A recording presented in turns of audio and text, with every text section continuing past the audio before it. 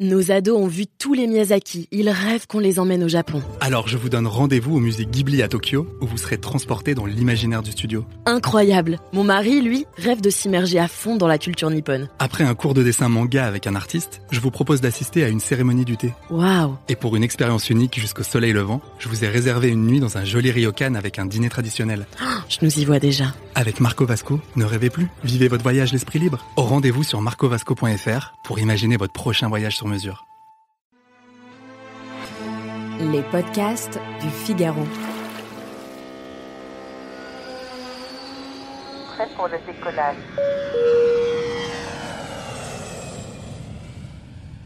Bienvenue dans Question Voyage, le podcast qui vous fait le plein de conseils pour que voyager reste une vraie partie de plaisir.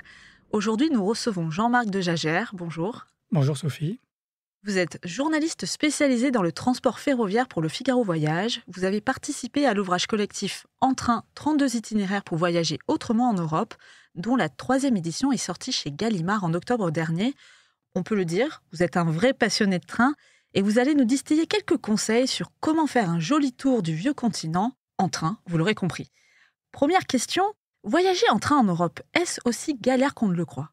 Alors je dirais non et oui. Non, puisque depuis la France, en faisant le jeu des correspondances, on peut voyager dans quasiment tous les pays d'Europe, y compris, si on a vraiment du temps, de pousser jusqu'en Asie, voire jusqu'au Maroc avec une courte traversée en ferry. Et oui, c'est un peu galère, il faut bien le reconnaître, puisque les réseaux ferroviaires fonctionnent indépendamment les uns des autres. Il faut jongler souvent entre les sites de plusieurs compagnies pour trouver les bons horaires, pour réserver ses billets. Bref, traverser l'Europe en train demande généralement beaucoup plus d'organisation que planifier un simple vol en avion. D'ailleurs, il faut s'y prendre longtemps à l'avance pour planifier son voyage ? Il faut s'y prendre à l'avance, en effet, si on veut bénéficier des meilleurs prix. C'est toujours mieux, en effet, d'anticiper un maximum pour trouver les prix d'appel et espérer voyager le moins cher possible en train à travers l'Europe. Et justement, c'est là que vous évoquez la question du prix. Le train a souvent la réputation d'être parfois plus cher que l'avion, du moins pour des destinations transfrontalières. Est-ce forcément se ruiner que de faire le choix du rail ? Plus on anticipe, plus on a l'assurance de trouver les meilleurs tarifs. Mais il faut reconnaître qu'en général, l'avion reste globalement beaucoup plus compétitif en termes de prix. Néanmoins, il ne faut pas oublier qu'avec le train, il n'y a pas de frais cachés. Quand vous réservez un billet de train, vous partez du centre-ville vers un autre centre-ville. Et du coup, vous n'avez pas la navette de bus ou de train à payer entre l'aéroport et le centre-ville. De plus, il n'y a pas de frais cachés comme les suppléments pour les bagages, puisqu'en général, quand vous voyagez en train, la franchise bagages est assez généreuse, donc vous pouvez en général transporter 2 à 3 bagages sans frais. Et il ne faut pas oublier que les trains de nuit permettent d'économiser une nuit d'hôtel et vous font arriver au petit matin à destination, ce qui vous permet de profiter d'une journée entière. Vous arrivez le matin, vous êtes déjà opérationnel pour commencer la visite de la ville. Oui, c'est vrai, parce que finalement, les trains de nuit, on l'oublie souvent, mais c'est plutôt un bon plan. C'est un bon plan, en effet, puisque, comme je disais, on économise une nuit d'hôtel. Et si on voyage en famille, surtout, il ne faut pas oublier que les enfants payent un demi-tarif. Donc, si vous voyagez en famille à 3 ou à 4, en général, vous ne payez que 2 billets en plein tarif. Et selon les compagnies, soit l'enfant ne paye pas du tout, soit il paye le demi-tarif. Donc, vous pouvez privatiser un compartiment pour pas très cher. En général, ça peut coûter moins cher que l'avion selon les dates et les destinations. Donc, finalement, si on est une famille, le train peut être une bonne alternative pour payer moins cher son voyage. Exactement. Et quels sont les bons plans ferroviaires ? Est-ce qu'il y a des astuces pour payer quand même son billet de train moins cher ? Certes, on s'y prend à l'avance, mais est-ce qu'il y a, par exemple, des abonnements, des choses qui permettraient justement qu'on fasse quelques économies ? Alors tout d'abord, par tour d'Europe en train, il faut définir les pays que vous allez desservir. C'est-à-dire que si vous desservez plusieurs pays, si l'objectif c'est par exemple de partir de la France, de faire une boucle et de revenir au point de départ en France, dans ce cas, la référence c'est le pass Interrail. Alors contrairement à une croyance assez tenace, le pass Interrail n'est pas destiné que aux jeunes. On peut l'utiliser à n'importe quel âge, à partir de 12 ans, puisqu'avant 12 ans c'est gratuit. Et donc ce pass permet de prendre le train de manière illimitée dans 33 pays d'Europe. Donc ça peut être aussi bien le Royaume-Uni que le Portugal, la Norvège, la Grèce, et ça peut même être la Turquie qui, bien que ne faisant pas partie de l'UE, et adhérents au pass Interrail. Et c'est cher ou pas le pass Interrail? Alors, il y a plusieurs durées de validité, donc tout dépend là encore du périple que vous prévoyez. Donc, si vous pouvez partir que 4 jours, vous avez des passes de 4 jours qui vont jusque 3 mois. Il y a des durées de validité vraiment pour tous les besoins. Alors, pour un pass de 7 jours, il va vous coûter, par exemple, 381 € si vous êtes adulte, sachant qu'il y a des réductions de 10 à 15% si vous êtes jeune ou senior, donc avant 27 ans ou au-delà de 60 ans. Et le pass Interrail, on va dire en règle générale, il est assez rentable si vous faites des longs trajets dans les pays où le train est traditionnellement cher. Donc je pense notamment au Royaume-Uni ou en Allemagne, où le moindre trajet est rapidement rentabilisé avec le pass. Un autre avantage du pass Interrail, c'est que vous profitez d'une improvisation totale, c'est-à-dire qu'une fois que vous activez le pass Interrail avec l'application, vous êtes libre de décider en dernière minute d'aller dans telle ou telle ville. Donc voilà, vous pouvez sur un coup de tête, en vous réveillant un matin, dire j'ai envie d'aller là, tiens, on monte dans ce train. Et finalement, vous pouvez changer d'avis, partir le soir, partir le lendemain. Et surtout, avec le pass Interrail, vous ne vous souciez pas du prix réel du billet, puisque le pass inclut déjà le trajet. Et donc, vous n'avez pas à vous soucier du prix que paye une personne qui n'a pas le pass. Mais si j'ai envie de voyager dans un seul pays, est-ce qu'il y a des passes ferroviaires spécifiques avantageux? Si vous faites un périple, alors non pas européen, mais un périple au sein d'un pays, il est souvent plus intéressant de privilégier les passes nationaux qui permettent soit de voyager de manière illimitée, ou soit de faire des trajets à petit prix en achetant un forfait incluant 3, 4, 5 trajets. L'un des passes les plus connus en Europe, c'est le Deutschland Ticket, qui existe depuis quelques mois et qui rencontre un succès phénoménal en Allemagne. Et pour cause, il permet pour 49 € par mois de voyager dans l'ensemble des trains du pays. Quand je dis l'ensemble des trains, c'est les trains régionaux, sauf les TGV. Donc les trains longue distance ne sont pas inclus. Et ce pass permet également d'emprunter les métros et les tramways de certaines villes. Donc voilà, ça c'est l'exemple le plus connu, mais vous avez également, par exemple en Italie, le Trenitalia Pass. Donc c'est un forfait de 3 à 10 voyages à prix fixe que vous pouvez utiliser pour n'importe quel trajet dans les TGV, donc dans les Frecciarossa en Italie. Et en Espagne, sur le même principe, vous avez le Renfe Pass qui permet de faire des trajets pour quelques dizaines d'euros en général, quelle que soit la durée et le moment du départ.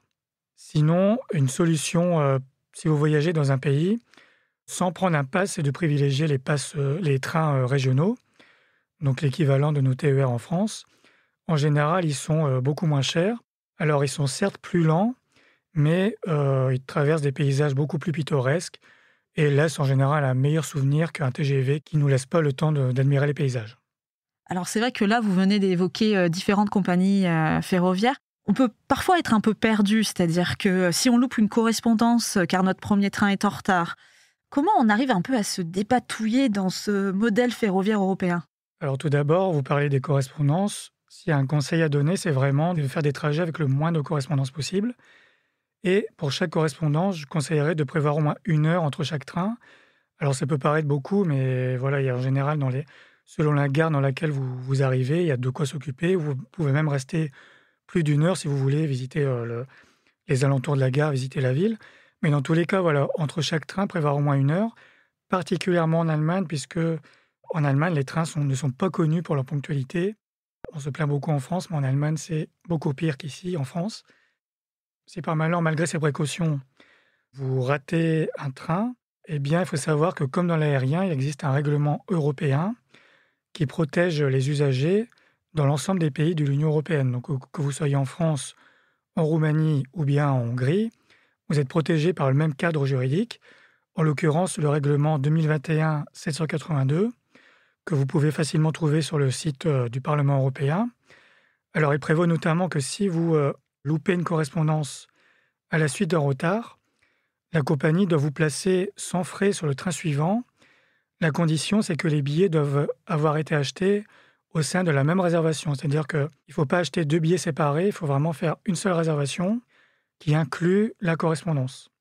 Si vous ratez le dernier train de la journée et que le prochain train part le lendemain, l'opérateur doit normalement, c'est la loi, vous offrir l'hébergement à l'hôtel pour la nuit et vous affréter sur le prochain train le lendemain matin. Et par ailleurs, vous parliez des retards. Là aussi, il y a un cadre juridique qui prévoit que, à partir de 60 minutes de retard à l'arrivée, la compagnie doit vous verser 25% du prix du billet sur le mode de paiement qui vous a servi à acheter le billet. Donc, ils doivent vous rembourser non pas en bon d'achat, mais directement sur votre carte bancaire.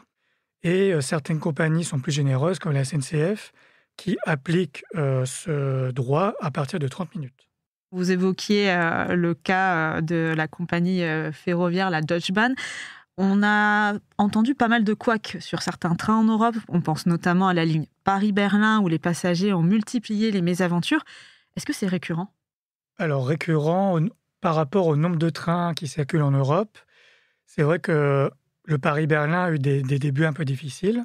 Pour rappel, c'est non pas la Deutsche Bahn, mais c'est ÖBB, l'Autrichien, qui assure cette liaison entre Paris et Berlin, avec des rames autrichiennes.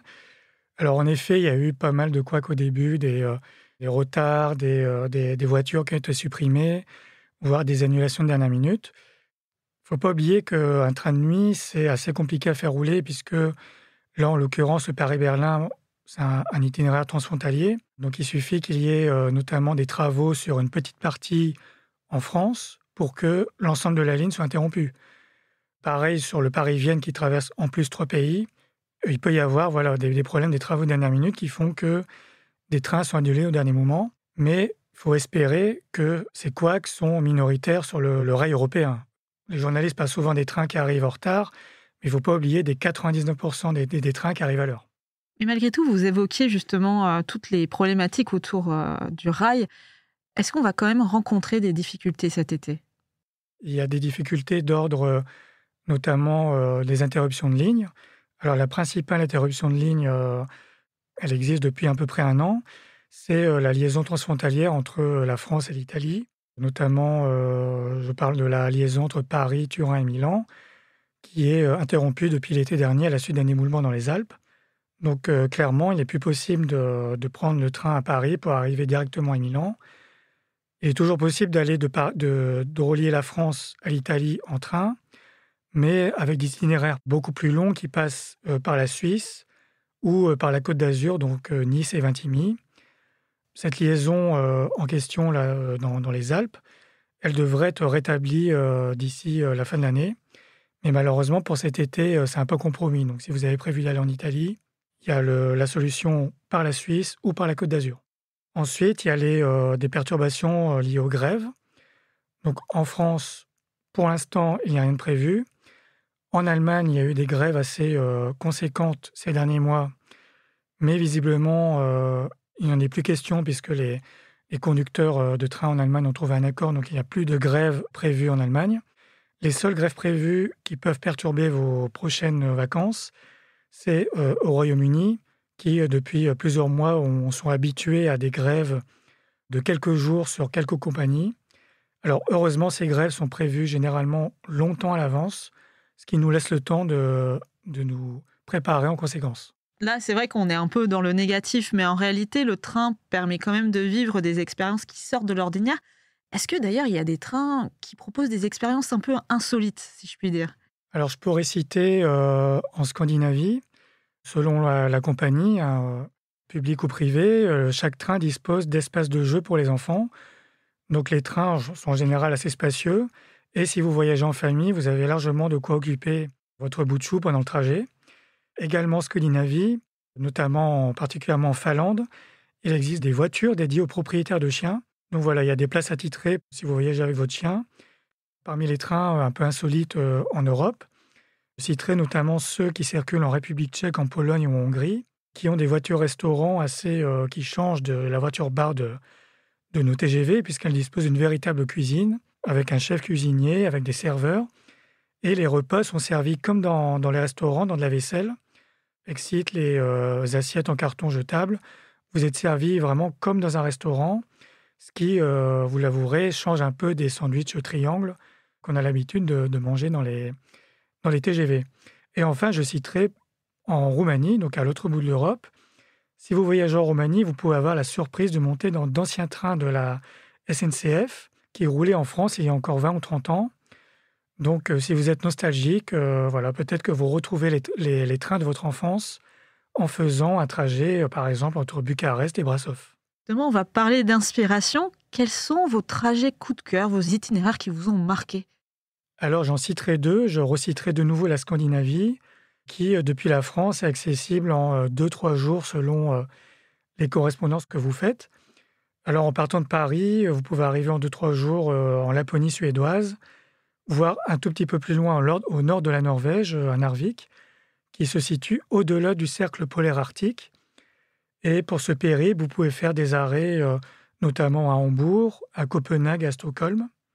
Selon que vous fassiez ce trajet en été ou en hiver, vous n'aurez pas la même expérience de voyage, puisqu'en été, le voyage se fait sous le soleil de minuit. Donc, si vous regardez par la fenêtre de votre train à 3 heures du matin, il fait encore clair comme en journée, ce qui peut être assez surprenant.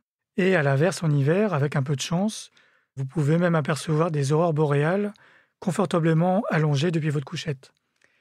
Alors, un autre itinéraire que j'aimerais recommander, c'est vers l'est de l'Europe, vers les portes de l'Asie, c'est refaire l'itinéraire de l'Orient Express depuis Paris, donc un Paris-Istanbul qui prend au minimum 4 jours et qui permet de traverser 7 pays, notamment l'Allemagne, l'Autriche, la Hongrie et la Roumanie, et qui peut être réalisé selon les étapes que vous voulez faire, qui peut être réalisé uniquement à bord de trains de nuit, 3 en l'occurrence, en faisant un changement à Vienne et un autre à Bucarest. Alors là, c'est vrai que ce sont des très jolis périples, mais pour un premier grand voyage en train, vous nous conseillez quoi ? Alors pour un premier voyage en train, moi je conseillerais un tour de la Suisse à bord des trains panoramiques. Pour les voyageurs qui sont peu habitués à des longs périples en train, la Suisse c'est vraiment le pays parfait pour une première fois, puisque tout est vraiment réglé comme un coucou suisse. C'est-à-dire que le réseau est dense, il va absolument partout, même dans les coins les plus reculés et les plus étonnants. Les départs sont fréquents et les correspondances sont vraiment faciles. Des fois, vous avez quelques minutes de correspondance et vous pouvez les faire sans aucune difficulté. Et surtout en Suisse, vous êtes vraiment gâté au niveau des paysages de montagne qui sont vraiment reposants à observer, peu importe le train que vous preniez. Le seul défaut, il faut bien l'avouer pour la Suisse, c'est le prix des trains là-bas. Mais comme je vous le disais plus tôt, en prenant des passes ferroviaires, vous avez vraiment moyen de réduire la facture de manière assez conséquente. Et donc, par exemple, pour les petits budgets, c'est possible d'effectuer ce genre de périple ? Pour les petits budgets en Suisse, effectivement, en prenant un pass 3-4 jours, ça peut vous coûter entre 200 et 250 €. C'est un petit investissement, mais il ne faut pas oublier qu'avec ce pass, vous avez vraiment accès à l'ensemble du réseau suisse qui, pour l'avoir emprunté plusieurs fois, est vraiment exceptionnel en Europe. En tout cas, vous nous avez donné grandement envie. Merci beaucoup, Jean-Marc. Merci Sophie de m'avoir invité. Merci d'avoir écouté ce podcast. Je suis Sophie Vincelot, journaliste au Figaro. Si vous avez aimé cet épisode, n'hésitez pas à vous abonner et à donner votre avis. Vous pouvez retrouver Question Voyage sur Figaro Radio, le site du Figaro et sur toutes les plateformes d'écoute. À bientôt.